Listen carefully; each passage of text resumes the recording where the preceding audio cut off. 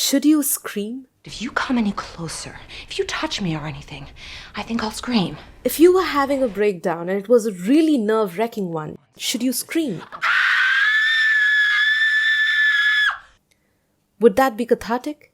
If you wanted to, for instance, tell your partner that they have hurt you in more ways than you can put into words, and you could barely contain the emotional damage of the circumstance. In your little wormy brain, you're trying to figure out, did she fuck someone tonight?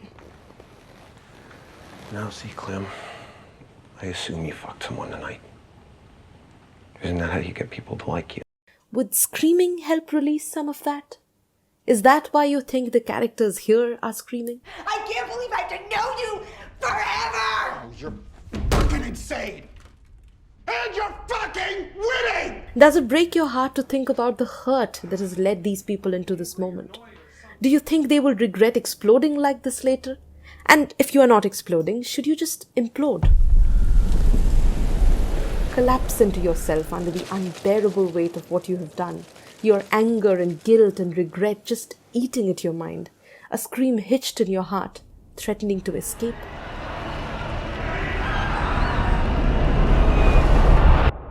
Just because the heartache isn't externalized here doesn't mean it isn't there. This is still a breakdown. It is just inwards. When I see a character go through a breakdown in a film, it seems oddly humbling to me. This is what humanity looks like in grief, and it's so tender, so delicate in its tragedy. When Oppu receives the news of Aparna's death, he slaps the messenger, as if this violence could save him from the realization of her absence. And then he turns the violence within himself, leaves his mind in the custody of its demons. But what violence can make up for a love that you have lost? So you see, the purpose of the breakdown is not for the characters to get over their grief. A breakdown is a confrontation with grief. Frightened. For what? Forgetting things. People. Forgetting people. And I'm ashamed. I think that applies to our lives as well. Knowing what a breakdown is at its core is perhaps how we can have it without blaming ourselves for it. No, it isn't a license to hurt another person. It is a way for the character to be able to say, either to themselves or to another person, "This is my agony. I do not know what to do with it. It is too big and I am too human. I do not know what to do with it. I do not know what to do with it." So just tell me what to do. Just fucking tell me what to do, Father. Sometimes, when you see a breakdown in a film, you realize there are two tragedies in it. The first is the breakdown itself. The second is the fact that no one could quite understand another person's tragedy. In one of my favorite articles about this, David Kessler wrote an extraordinary line. Each person's grief is as unique as their fingerprint. Another person could have empathy, they could be kind, but they don't know how to help you deal with your tragedy, even if they want to. And I'm so sick of people saying that love is just all a woman is fit for. I'm so sick of it. Even when a character shows you all the signs of their internal turmoil, even when their behavior signals their psychological torment, this is often not enough to understand that they're about to have a breakdown. They only make sense in hindsight. But I'm so lonely. For instance, did you notice these two major literary references in Oppenheimer that signal at the storm brewing within him? There's one scene that briefly shows you the title of a poem, T.S. Eliot's The Waste Land. Anyone who has a vague idea about the poem will tell you how extremely significant the usage of a poem like this is in this film. It almost foreshadows Oppenheimer's internal breakdown. First, Eliot wrote the poem while he was suffering from a breakdown himself. Second, it is a poem written in response to the First World War. The Wasteland is about a world still mourning the destruction it saw in the massive war. The torment within Eliot's masterpiece is written into Oppenheimer's fate. Regret, repentance, self-punishment. And none of it could ever undo what he has done.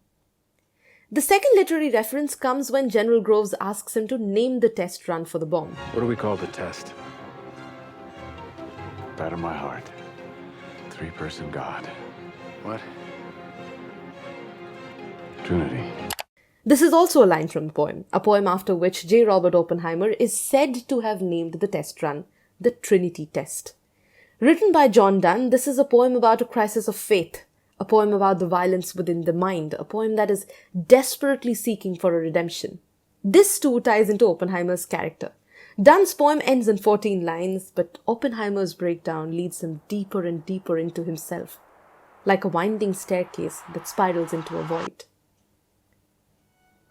I was thinking of the most tragic breakdown I have seen on screen in the recent past, and the one that came to mind, well, it is even more tragic because the character doesn't even get to have a breakdown. Their heart breaks, but they never get to say that their heart is broken. What I was wanting to ask you was,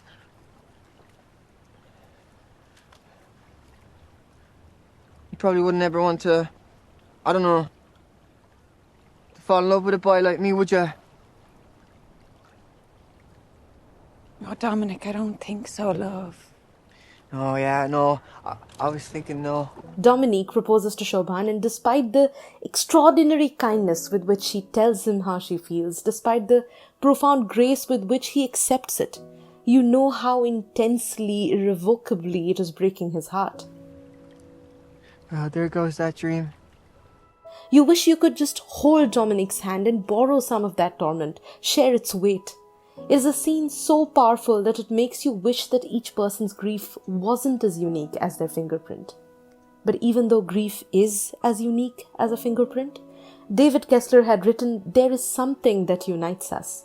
What everyone has in common, Kessler says, is that no matter how they grieve, they share a need for their grief to be witnessed. That doesn't mean needing someone to try to lessen it or reframe it for them. The need is for someone to be fully present to the magnitude of their loss without trying to point out the silver lining. But you Right will. now I can't. But you will.